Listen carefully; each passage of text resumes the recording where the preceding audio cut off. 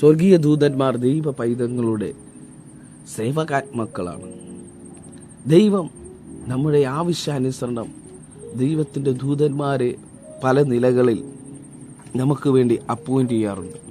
നാം പോലും തിരിച്ചറിയാത്ത നിലകളിൽ പല അനർത്ഥങ്ങളിൽ നിന്നും അപകടങ്ങളിൽ നിന്നും സ്വർഗീയ ദൂതന്മാർ നമ്മെ രക്ഷിക്കുവാൻ ഇടയായി തീർന്നിട്ടുണ്ട്. കാരണം സങ്കീർത്തനത്തിലൂടെ മോശ പാടുന്നു, നിന്റെ എല്ലാ വഴികളിലും നിന്നെ കാക്കേണ്ടതിന് അവൻ നിന്നെക്കുറിച്ച് തൻ്റെ ദൂതന്മാരോട് കൽപ്പിക്കും.